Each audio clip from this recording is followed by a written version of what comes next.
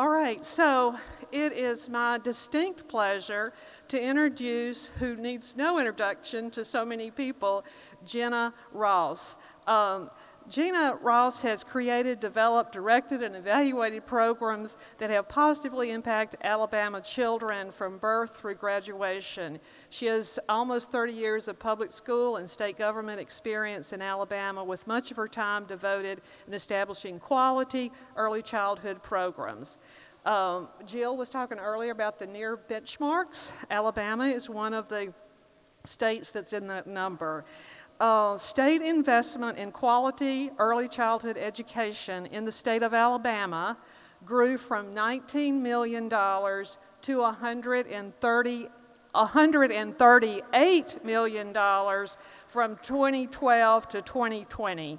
So that's a 480% increase in additional classrooms and number of children. There's so many things that I could say about Jenna Ross. She is certainly an advocate for children and hears children's voices, and she will tell you more. Jenna, it's a real pleasure to have you here.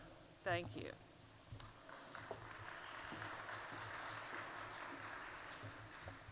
Thank you, Linda, and I'm really so glad to be in Mississippi. And I've had an opportunity to meet with many of your leaders in early childhood over the last couple of days. Such warm hospitality, and I keep saying we are sister states. And when I hear where you've come in early childhood education, the foundations you've built, you're well on your way. So Linda asked me to come and talk about the Alabama story, because our states do have so many similarities. And even in our education rankings in the country, we're very similar. But what I will say is that we have found, and you will see during the presentation, early childhood education will make a difference. Absolutely, in our K-12, higher ed, in our workforce, it does matter. And you will see that one of the most important things that we can do when we're advocating for these programs that we know are so valuable for children and families is you've got to have the data. You've got to have the outcomes, which we heard the senator tell us was important, particularly to the funding. So a lot of what you'll see, I'll flip through some of these. Linda's going to have this PowerPoint available because there's a lot more than 20 minutes worth of discussion in it.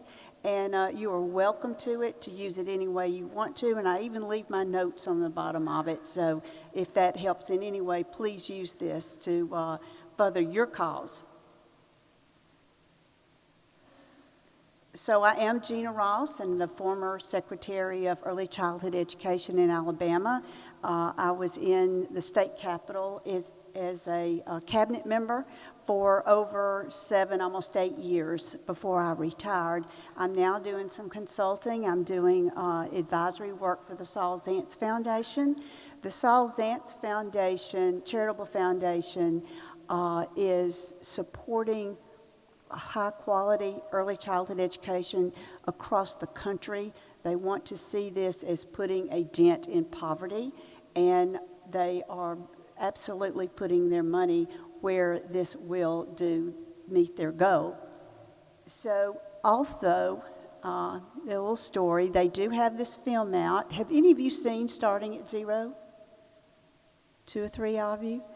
So a little background information.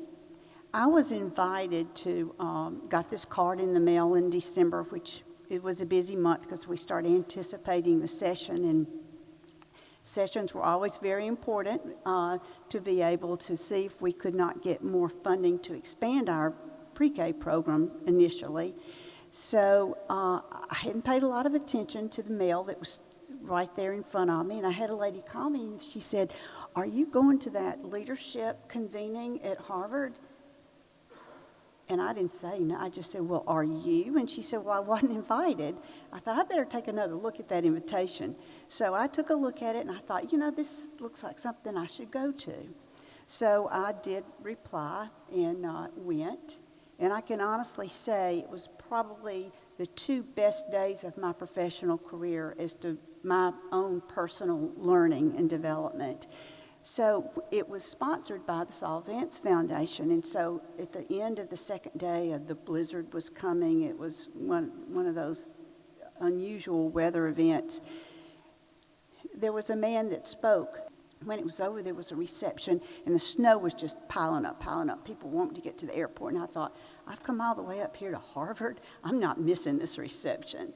So I went into this, it wouldn't disappoint you at all, this beautiful hall. And the butler hors d'oeuvres and the music and champagne. And so I walked over to this gentleman and just said, I want to thank you for this wonderful opportunity I've enjoyed the last 2 days. And I said, I'm from Alabama. He said, Alabama? When we were doing our research for the foundation, Alabama, you've really got some things going on. You're not telling your story. So I said, well, you'll just have to come see us sometime. It was just weeks before I got a call, and here he came.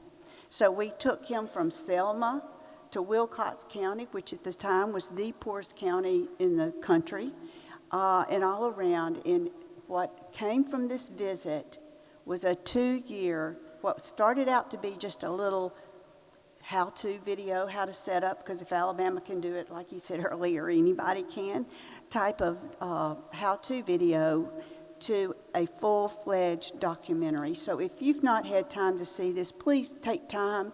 I think that you'll, not only is it in chapters to where you can use it, certain pieces of it to advocate for either child care or the brain development or whatever component of early childhood that you would like to introduce to someone, you can take pieces of it and do that. But the second half is the Alabama story. So we've heard a lot today about child development and the importance of the first 5 years. And this one slide I've used, and I got permission from Dr. Patricia Cool because 95 at 5 was just a little catchy. A lot of times you'll see 93%. So I got permission. I said, I thought you said 95. And she said, well, you can say that. It's by the end of the 5th year. I said, okay, because we've already been saying 95 at 5. But regardless, over 90% of the brain developed by the end of age 5. That's huge. And if you're advocating for your programs, that one fact should be able to convince anyone you're speaking to the importance of early childhood education and what's going on in those first 5 years. And we talk about the neural connections, how that brain is just what's happening so fast, so early. And it goes beyond 5. We know the results. We've talked about them today. Many, many factors are impacted by what happens in those first 5 years.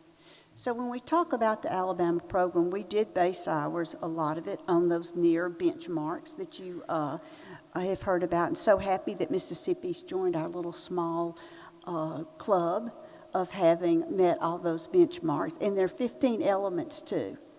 And of course, we started in 2000, so we were a few years ahead of you. So Alabama, I don't know if they've done it the last 2 years. Dr. Dent, you'll have to tell me, but I think Alabama was the only one that met 14 and a piece of those 15 elements. We had a little issues with our ELL, our dual language learner component, so we didn't get quite the 15, but right at it. But this is the structure that was built. This is it's over time evolved. It stood the time. There's been very little change. The only change I've ever made to this slide was instead of putting student achievement, I've changed it to student success because it used to say achievement. So because we want that student to be successful, and to me that just represents more of a whole child concept than just achievement. I think we've gotten bogged down in that lately with some of our test scores and that sort of thing. So these components that make up this structure over time, we started in 2000, Alabama had funding from an Appalachian grant for 8 pilot sites, 8 pre-K programs. and they handpicked those, and for different reasons throughout the state. But the next year, they got a little bit of funding, and they funded it from the foundation's businesses just kind of chipped in, and they had 35 competitive grants. Well, I was a pre-K teacher at the time, and I thought, we need one of those grants. So I wrote it, and we got one. So in 2001, that was the first competitive pre-K grant, and because I was one of 35, I got to have the privilege of working with some of the best teachers and directors of early childhood programs in the state as we built the guidelines.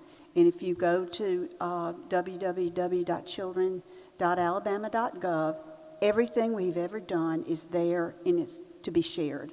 We have guidelines that we updated every year for the classrooms. When I came to my position with the state in 2012, we had what we call technical assistance, so we divided it and created that coaching system that you've done recently, I think, in Mississippi, and made the mistake, though, of calling the other piece of that monitor. So trying to get more into, because that has a negative connotation, and that's not what those monitors are at all. They're there to help with the budgets, because we check budgets every single month, every expenditure over a certain amount. They turn a budget in at the first of the year. They even have to upload receipts. We have a magnificent data system that was built by a great team within our department to where we can collect all that data.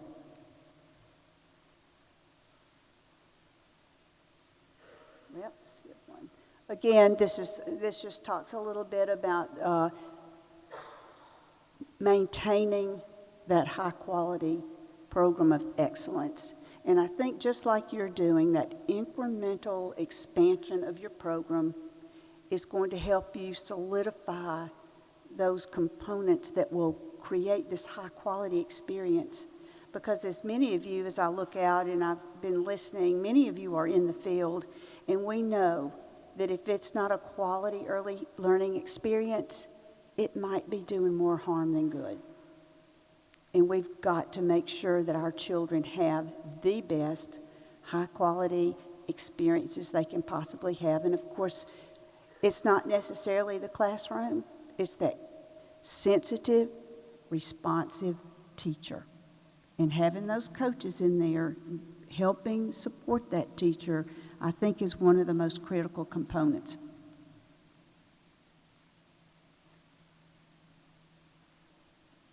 Again, we've discussed the near and the elements, and I won't go further into that, but this is what they are. These are those benchmarks, just your basic benchmarks. And isn't it amazing, in the entire country, there's only 6 states that have these very basic benchmarks. We've got some work to do in our country.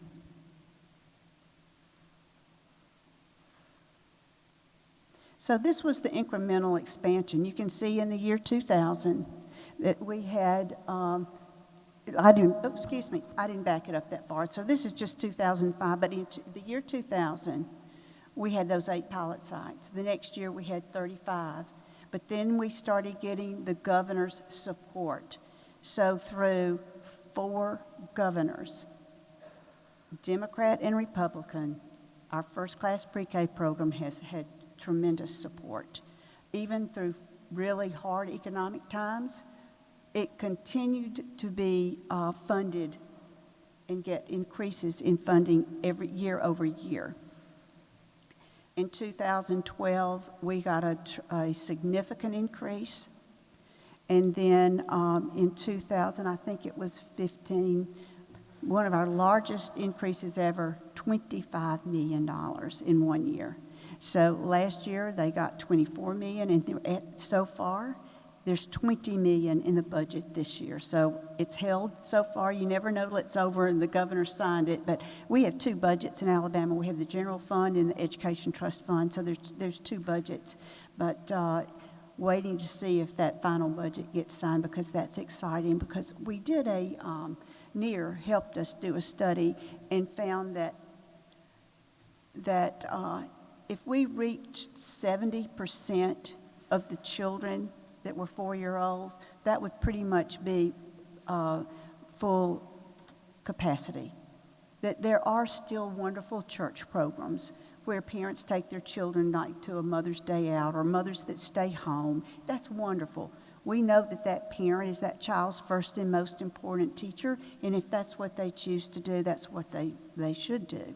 But so we're right at pushing 50%. So I'm thinking over the next few years we are going to saturate and have a seat for every parent whose child chooses to participate. This is a voluntary program. It's a diverse delivery system, which you call collaborative. It's the same sort of thing. We actually fund Head Start programs. We supplement them.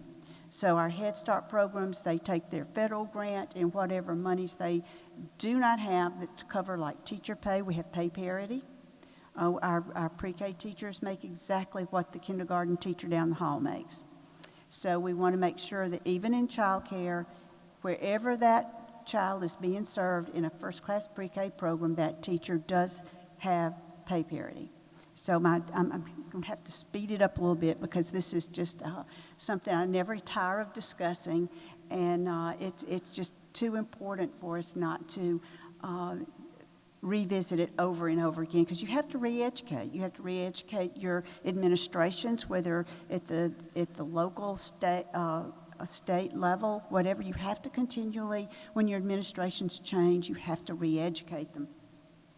But the incremental expansion is I think, very important. So this is just a quick look at our budgets. We use the same formula every year, and it works. Our admin costs we keep at 1%. When I go before the state legislature and I show them this, that helps. You know, we are not top heavy. Now that does not include our instructional supports that are in the field, our coaches and the monitors.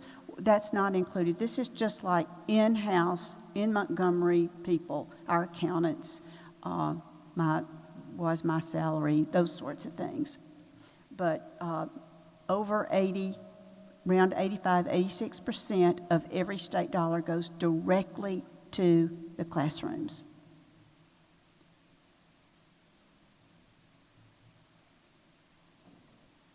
Again, we have outcomes that we're able to show.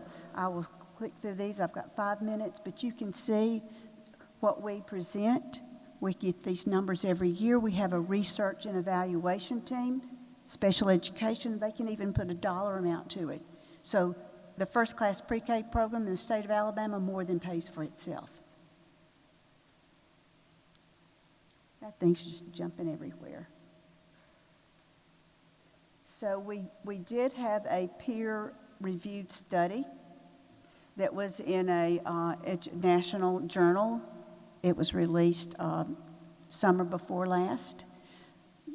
That says that because it's incrementally expanded, we didn't have a large enough sample to follow them all through graduation, because we do have children that have graduated from high school, and we have convened them at one time.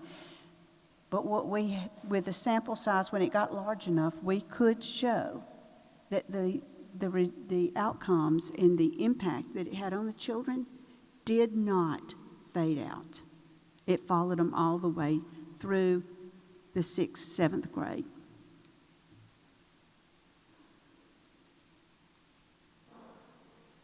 So again, it is birth to 5 to 8. What we did in Alabama is the W.K. Kellogg Foundation gave us a grant, some seed money, to sprinkle model classrooms across the state in kindergarten through 3rd grade that use the same instructional practices and concepts that we use in our pre-K program, so that we can, and we collect that data to show how the children are doing. So this is more of a hands-on, active learning. I'm very careful when I say play-based, because a lot of people don't understand that play is child's work, and that's how they learn. But it's active learning, project-based, and they receive the same classroom package as our pre-K classrooms. So in our pre-K classrooms, and you'll see this in the documentary, we've created what would be needed for a learning laboratory. It costs we keep it under $20,000, and it's a one-time cost, and every new classroom gets that package. And it's so fun to see that truck drive up and unload, and the teacher the next morning walks in and can't believe what she sees. Our coaches and monitors are there setting up the areas, and it is just a magnificent thing. There's also on the website a little short video showing that, how a classroom was set up, but the before and after, it's really pretty cute. So our parents, one of our initiatives that COVID kind of put a slowdown on was our Born Ready, and that's a program to empower parents to be there, an advocate for their child, and to demand high-quality experiences for their children. And I honestly don't have time to get into that, but I hope to see this expand and become something that we can share nationally.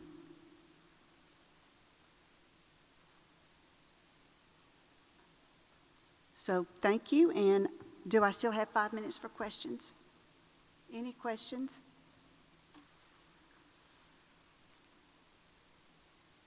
Yes, sir.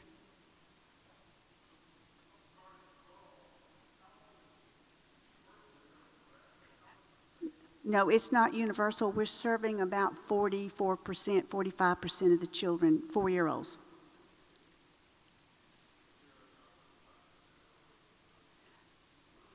The main push happened probably between 2012 and 2020.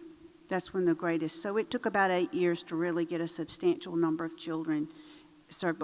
But in those early years, that's when we did what you're doing now. We built that very strong structure and put it in place. Yes, sir.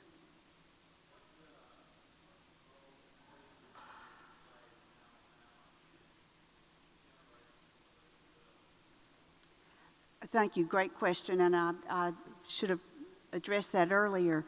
The Alabama School Readiness Alliance is a group of business leaders in the state and leaders within the community that have worked tirelessly to promote the increase in first-class pre-K. We're talking about some of the most significant and important businesses in industry in the state of Alabama are represented in this task force. They have actually even gone to committee hearings in the legislature and spoken for the increase in pre-K. Yes, sir.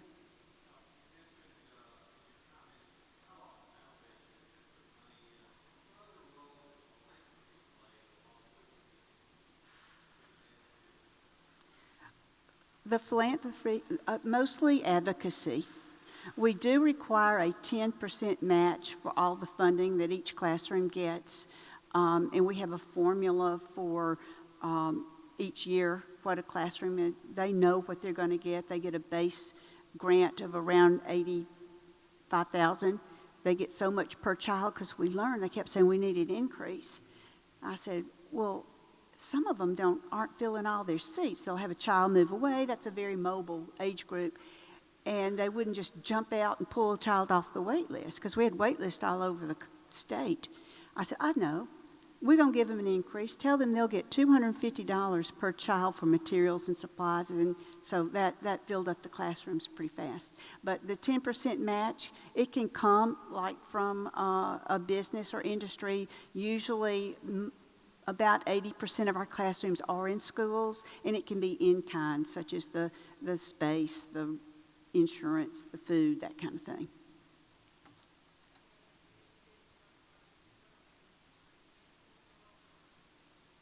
Just 4-year-olds now.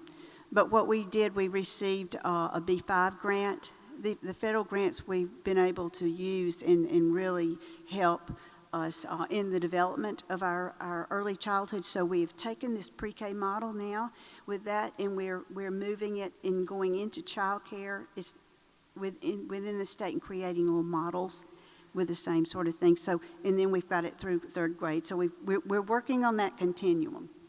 Thank you.